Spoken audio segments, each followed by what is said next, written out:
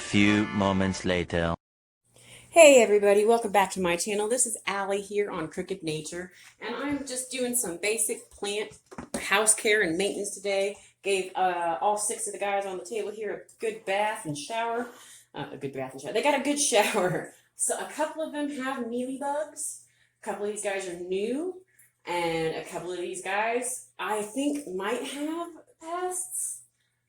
So they're all getting showered and treated today just because. Now I know for a fact that Truvii Moonlight over there has mealybugs because I've showered him twice since yesterday just because I'm not about to deal with a giant mealybug outbreak if I can help it. So what we're doing today is we're going to talk about this guy, and I'm not even going to do it on camera, but I'm going to use a systemic houseplant pest management here, which is granules. It's like little granules that you put in the soil, and as you water, it goes into the soil and goes up into the plant, and it basically makes the plant toxic to anything that eats it, which includes mealybugs. So, that's fantastic. We're going to talk about this Philodendron Birkin for just a minute here. This isn't super variegated. It's been it hasn't had enough light for a while now. I just moved it back into some good light, and you can tell because it's starting to give me some really pretty leaves here. Hopefully you guys can see that. I think they look fantastic, and it's a great plant. Now, if you have one of these guys and its leaves are turning yellow, like that, there's a good chance that you've overwatered it or it's not had nearly enough light. They really do need some good light. And with the dark green variegation, you think, I could just be happy with it being greener and in a darker area. It doesn't seem to do well, though. I really think these plants will honestly end up dying if they're kept in too dark of an area for too long. These are an upright grower, so instead of vining out, if your Philodendron Birkin hasn't vined out, it's because it's not really going to exactly. It's going to stand upright.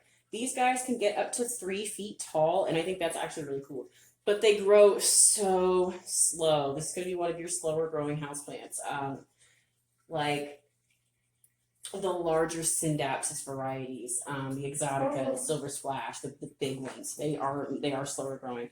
Like any other highly variegated thing too. It's also a little bit slower growing. So that kind of inhibits its growth because it's not making as much chlorophyll to provide. But this one has a ton of green leaves on it, as you can see. And I can see, I don't know if you can or not, but there are some brown spots on the leaves here, and that indicates pest to me, not a water problem or water sitting on the leaves. Like I said, this was sitting in a dark area. Like it was on a shelf, and not enough of it was exposed. You can kind of tell because it's all coming this way. It hadn't been getting turned or anything, and I'm making funny sounds with it spinning on my table here. These things are super healthy. I've neglected the crap out of this guy, okay? And it's still doing really good. So I'm going to say that they're pretty tough.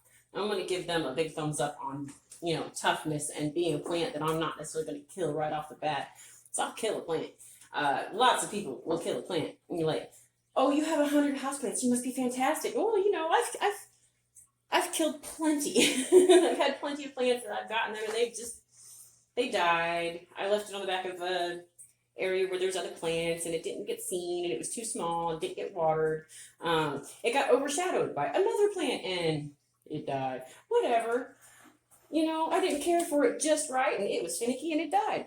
Plant death happens. It's sad. It sucks. We move on. We try to find more of those same plants, or we don't buy any more of those same plants because we think that we're going to do a bad job with them, which is entirely possible. I don't buy ferns because of the spider mite issue. The same reason I don't buy ivy. Oh my gosh, ivy. Ivy's invasive. It's bad for the environment. Super spreader of spider mites and thrips. And it's really difficult to grow. You need to have a lot of light and a lot of water, but not too much water because it'll rot. So good luck with your ivy.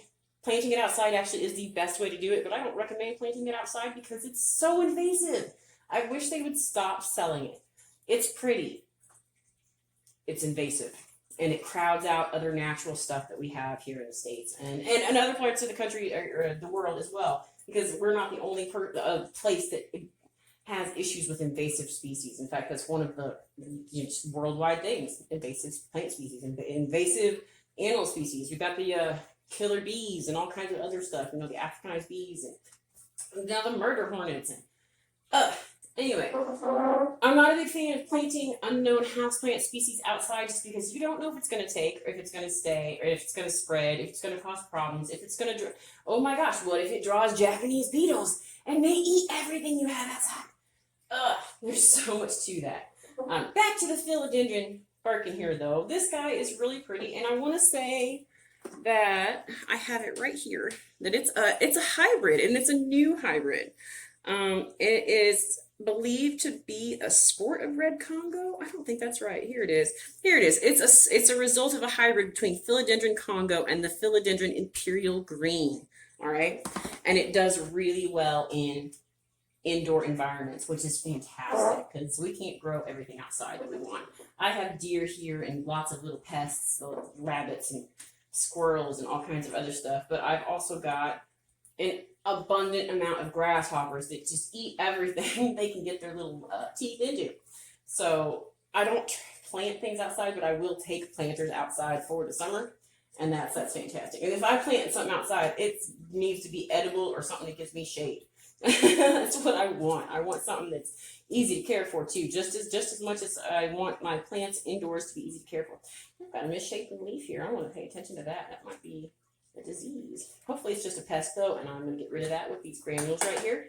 Now, I hope everybody has a really good day today. If your Birkin is looking a little droopy, maybe you should try moving it into a slightly brighter spot. I will say that these plant pots that came with all these really pretty, horrifying. Let me just pull the entire plant out of the pot. He's super glazed. It's not porcelain. It's not, I don't know what it is. It's probably porcelain or something like that. It's just some kind of ceramic. I don't recommend these super glazed ones. I would highly recommend a porous ceramic or terracotta, anything that's going to allow your plant to dry out, because the only issue I've ever had with this guy is that it did sit in water for a little bit once, and it was noticeable that it had started to get root rot, and it's because of this. Now, these things are fantastic, but it leaves about a ½ inch or so gap at the bottom for your water to drain into, which is great if you go around changing hundreds of pots and dumping them into your sink all day long, and you're just like, whatever. Anyway, it's fine, but I don't recommend it for plants like this. This is a slightly pickier plant as far as the wetness goes. You keep it too wet, it's going to rot and it's going to die. So if you're having issues like that, check your lighting, check your pot out. Maybe something's going wrong and it just needs some extra help. And maybe it has a pest and you haven't seen it yet. Because these things, the way that it grows, it's very much like an anthurium, like the red coral anthuriums or whatever, flamingo flowers is a lot like that, the way that these leaves sprout off of it. And that leaves a lot of these little spaces here that you can get a pest into and just end up with an infestation, and all of a sudden you look at your plant and it's covered in mealybugs and it's horrifying, and you're like, oh my god, get it away from everything else. And that's what you do. You get it away from everything else, and you do what I'm doing right now. You clean it, you take care of it, and you hope everything's all right. You keep it away from the other plants for a little while. Like, these guys are all going to stay away from other plants for a little while, just because they're going to be near each other, but nothing else. Just in case. Just so I don't have a mealybug outbreak. Like I said, I don't want to lose a lot of my plants. I have some really massive aloes downstairs, and I love them. Had them for years, and I'm like, no, mealybugs, because they will eat an aloe and decimate it. You guys have a great day. Thank you so much for watching my videos. Bye.